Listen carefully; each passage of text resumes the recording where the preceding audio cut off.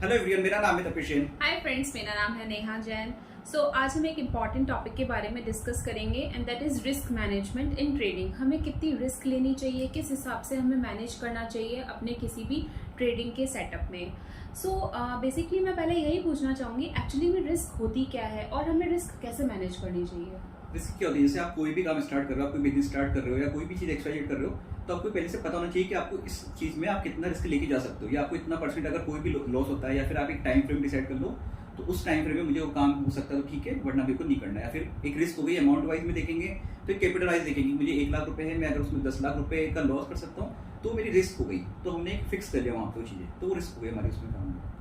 Okay तो ये किस अकॉर्डिंग किस तरीके से ट्रेडिंग में वर्क करती है। जैसे कि एज अ मैं बिगनर हूँ या मैं भी सीख रही हूँ और मैं ट्रेडिंग में आई हूँ, तो जैसे मुझे ट्रेडिंग करनी है तो मेरे पास 1 लाख का कैपिटल है, तो मुझे कितना अमाउंट इन्वेस्ट करना चाहिए या कितने अमाउंट के साथ ट्रेडिंग में एंट्री करनी चाहिए।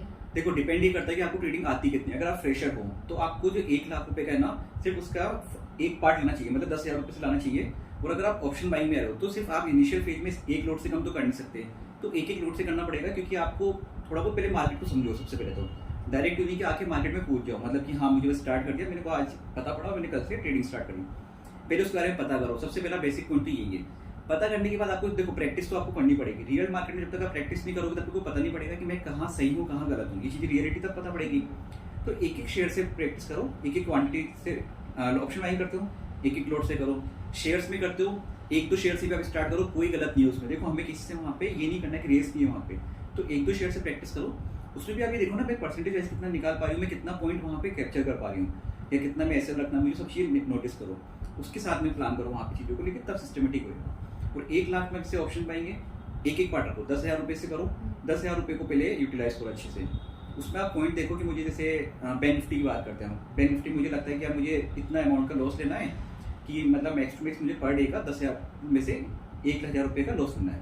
वो मेरी पर डे की लिमिट हो गई, या 750 की लिमिट हो गई। वो आप कैसे डिसाइड करोगे कि आपको देखना है कि मेरा मतलब लॉस होने के बाद मुझे बुरा नहीं लगे वहाँ पे, या मेरे को ये दिक्कत नहीं आई कि मैं नेक्स्ट डे कैसे ट्रेड करूँगी या करूँगा, ये चीज़ नहीं आनी चाहिए मतलब कहीं ना कहीं, ठीक है। तो उस चीज़ को लेके वहाँ पे आना चाहिए, या आपको देखना चाहिए वहाँ पे। ये ऐसे हो गया कि मुझे पहले अपने एक माइंड को इतना स्टेबल करना पड़ेगा कि मैं इतने की रिस्क मतलब मैं ले सकती हूँ डेली, या इतने का मैं लॉस बेयर कर सकती हूँ। तो ये मेरे लिए एक रिस्क एपिटाइट हो गया कि हाँ मैं इतना रिस्क बेयर कर सकती हूँ। हाँ, पता होना चाहिए ना मेरा रिस्क एपेटाइट कितना है, क्योंकि सबका कंडीशन अलग है। किसी के लिए 1 लाख रुपए का लॉस लेना पर डे का कोई बड़ी बात नहीं है, किसी के 10 लाख हो सकता है, किसी के लिए 10,000 तो बड़ी बात हो जाएगी।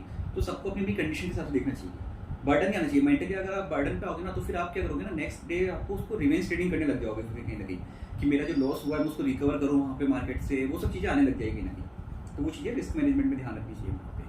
तो ऐसे कहीं ना कहीं तो थोड़ा बहुत तो रिस्क मतलब होता ही है। अगर मैं 10,000 से भी आती हूँ, 20,000 से भी आती हूँ, तो कहीं ना कहीं कुछ ना कुछ अमाउंट का तो मुझे एक अपने माइंड में बिठाना ही पड़ेगा कि इतना तो मुझे लॉस करना ही पड़ेगा। देखो एक चीज बताओ, रिस्क बिजनेस में तब से नहीं है, मतलब आप एक कोई सी शॉप खोलोगे, आप कपड़े की, जूते की, ज्वेलरी की, एक्सपायर्ड कोई सी भी शॉप खोलोगे ना, आप जब भी प्रोडक्ट लाओगे तो आपको ये पता है कि उसमें से सारी चीजें एकदम से बिकेगी नहीं। कुछ माल उसमें रिस्क वाली कंडीशन हमेशा रहेगी, वहाँ पे कुछ खराब हो सकता है, किसी में क्या इशू हो सकता है, वो हमेशा चलेगा। तो वहाँ पे हर बिजनेसमैन को पता होता है कि मेरा इसमें रिस्क पार्ट बना हुआ है, तो वो चीज़ आपको यहाँ पे भी रहेगी।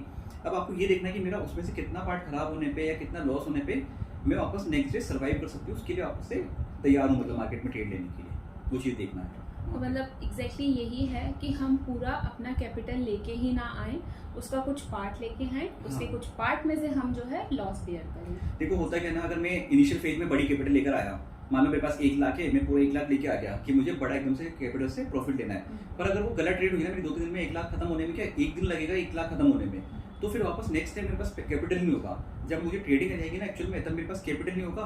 तो उस कैपिटल को तब तक बचा के रखो जब आपके पास ट्रेडिंग आपको सीख जाओ अच्छे से, तो उस पर काम लो। और इंट्राडे में आप देखो एक प्लान कर लो कि मुझे इतना अमाउंट का लॉस लेना है, मुझे मैक्स टू मैक्स मान लो 3 ट्रेड लेनी है, तो फिक्स कर लो कि हाँ मुझे पर डे की 3 ट्रेड लेनी है, या फिर 1,000 रुपये का लॉस लेना है। दोनों में से जो कंडीशन फुलफिल हो जाए तो निकल लो मार्केट से, एग्जिट करो उस सेम डे का। या फिर आपको फर्स्ट ट्रेड में ही अच्छा प्रॉफिट हो जाए तो भी आप उस चीज़ से निकल लो वहाँ पे। ये चीज़ देखो, आप चाहो तो लॉस को अपने परसेंटेज वाइज डिसाइड कर सकते हो कि मेरे को 5% का लॉस लेना है ऑप्शन बाइंग में, या 10% का लेना है, या स्टॉक्स में मुझे 1% का लेना है मैक्स टू मैक्स, या आधा % का लेना है, जो भी आपको लगता है कंडीशन के हिसाब से।